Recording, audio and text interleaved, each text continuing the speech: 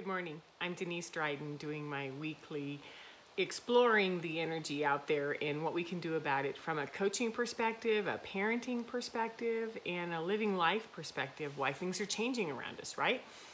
So today I want to talk about what happens when we notice that there's this increase in contrariness, like, wow, what's going on? So have you noticed that there's been some pushback lately? Pushback from other people that you haven't had that with before, right? You haven't experienced this. Sort of this weird contrary push that didn't used to be there. And so what I did was I spent some time looking at the word contrary, of course, because I like to define it first so that we have a context of what we're talking about. So to be contrary is to disagree. It's to be the opposite of what the other person is saying, to be different, to be against or oppose something. Now, I totally get when we need to be contrary. What I'm looking at is what happens when there's this all of a sudden incompatible energy to another person's character or their purpose, and whether or not we're paying attention to it. Is it conscious or is it unconscious? Because what I'm noticing is that conscious contrary behavior I get, it's like, yeah, no, I'm not going there with this position you're taking or this belief. Or the unconscious, which is something stirring in me and I don't know what to do about it, and I'm not even conscious of the fact that I'm pushing away. And so what we know is that at different stages of development, whether it's through the toddler, the teen years, and we'll go through that, there's this process of individuation, which is, this is me. I have to identify who I am, separate from mom and dad, separate from the family system, separate from the world that you're in, right? There's that need to create self-autonomy, independence. It's also the refusal to, like, yeah, I'm not doing that. It's refusal to accept conditioning or the programming. So we know that this happens with toddlers, right? We know that toddlers, they're so funny. You know, I've got this 18-month-old granddaughter who's now going, mine, this is mine, this is mine, this is mine, this is mine. And I'm like, yep, that's yours and this is grandma's, right? And so I'm trying to show her where she can be really rigid on what, identifying what's hers. And, you know, I want to do this, stop. So she puts her hands out. No, I want to do the car seat buckles. I want to put the jacket on. I want to hold the fork. And you're like, of course, I get that. And there's times when you can't do it and you can get stuck, right? So then let's jump to teens, which has been, you know, the area of experience I've had over the last 25 years with coaching parents, is that, you know, this is who I want to be. This is what I want to be. This is what I want to do. It's where there's this separation of, you guys can think that, but I want the ability to do something different, right? So they're pushing against parents, they're pushing against adults, they're pushing against teachers, and they're trying on new lifestyles, and they're trying to individuate the same way that we saw with the toddlers. They're just sometimes nicer, sometimes not. Mine, this is mine, you go away, I don't want to talk to you. And there's this push away. And we get that in stages of development, right?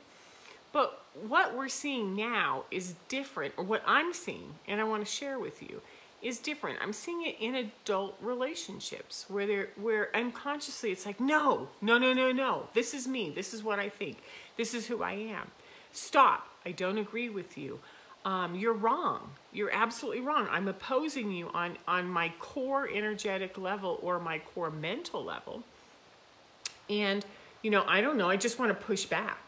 And so I'm seeing some of this individuation, pushing going on that can appear to be really quite contrary, you know, to the environment, to the person that they're involved with, to the situation that they're in.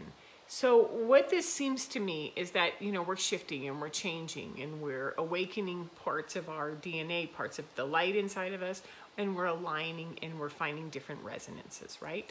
So we are in unknown territory and we're exiting old ways that used to work for our generations before us, for our parents, our grandparents, our great-grandparents, for these structures and institutions that have come down the pike, you know, towards us.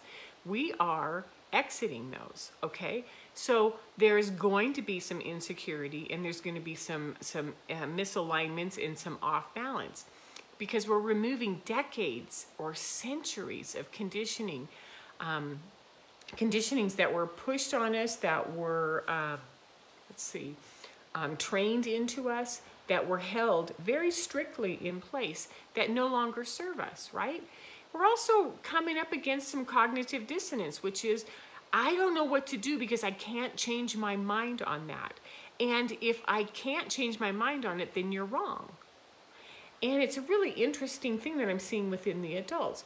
We're easily triggered, we're reactive, we're defensive. And so there's this pushback on someone who we perceive as having an agenda or an intention that we don't want to go along with.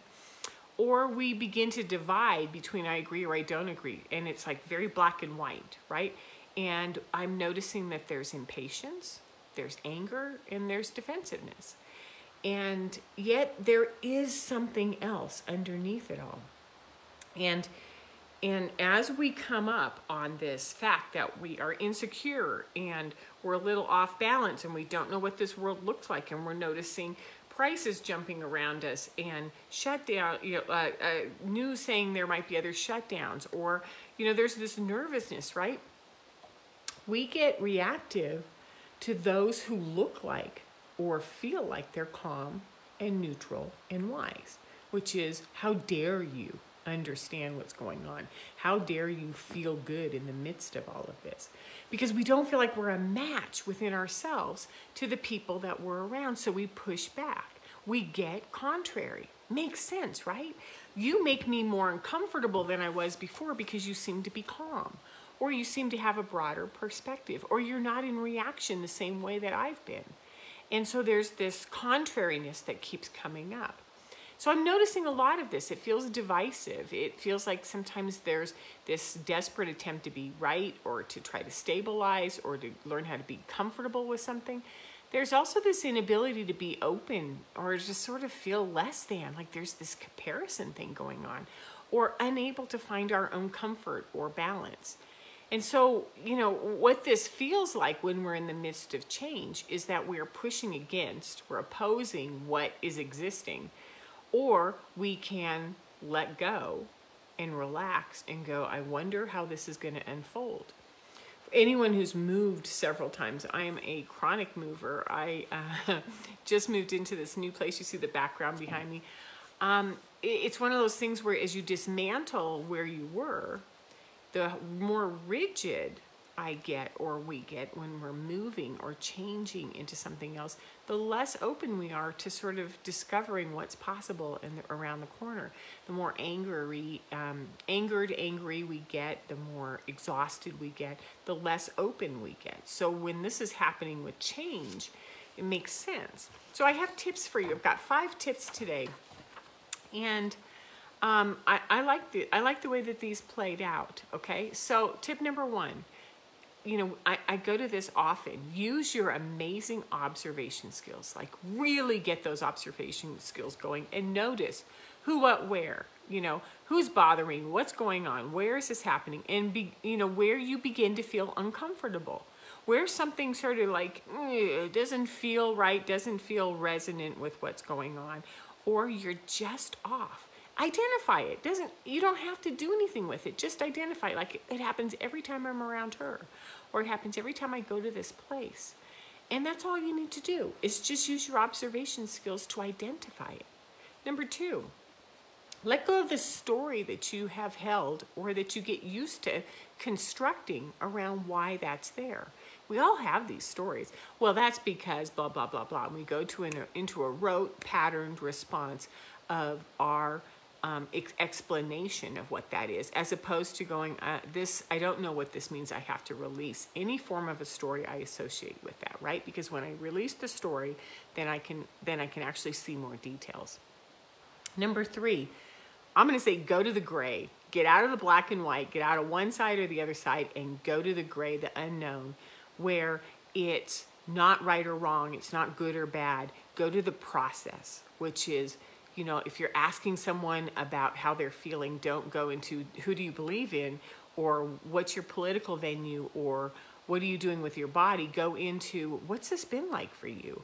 What's the movement been like? And sort of in an undefined way, navigate your way through it. Stay in the gray until you have enough information to go, what if there's something else I'm missing, right? Number 4, this is the thing that it's most difficult to work with toddlers and teens when they're being contrary, is number 4 is to ask for assistance or clarity or understanding, like, hey, I've been trying to work on this zipper for 5 minutes and I can't get it. Will you show me? Show me how to do the zipper. And because what I notice, especially with my little toddler granddaughter, is that I will say, can I hold this piece for you? No. Can I, any kind of intervention, any kind of assistance, any kind of even, so most of the time I just stand there and hold space, but when we can ask for help, we open up and we learn to expand and to grow and to add to our skills, right? And to shift. So when we get stuck, go, I'm wondering, I'm feeling this. Are you feeling that too? While I've been talking, I've been watching 2 girlfriends just going like, what's going on with the weather? And it's kind of like we're talking about it because we don't know and we're building information. Number 5, choose. Once you get enough information, the idea is to choose what you want to do about it, what you want to feel, what story you want to interpret, how you want to personalize this. Because it's in choice that when we align, when we know who we are, when we know what matters to us, we get to choose. So choice becomes the thing that holds us most sovereign, most empowered. And the ability to say, hey, I'm going to ask for help and then I'm going to choose. Oh, I got that. I don't need your help. I just needed to watch you do that. Or thank you. I'm going to choose to let you put that on there, but I want to put it on by myself next time, right? Because pushing away isn't growth. It's reactionary. And when we're pushing away and we're unconscious of it, we're in this contentious, contrary position that is just like, no, it's mine. I'm going to do it, or you're wrong. And what I noticed is that wisdom comes from gathering information and choosing. So on our path from learning to how to dissolve the old and shift into the new, it's about gathering, discerning, deciding, choosing, and stepping forward with that. And at all times with compassion and patience. This is where we're at right now. So if you're noticing an increase in contrariness and you don't know what to do with it, try these tips and see how it works. And if you'd like some more assistance with that, you can always call me for some coaching. I'm at DeniseDryden.com. You can drop me a note through there. You can also find out other posts I'm doing on Facebook and social media. So have a wonderful Sunday, and I will see you next week. Take care. Bye-bye.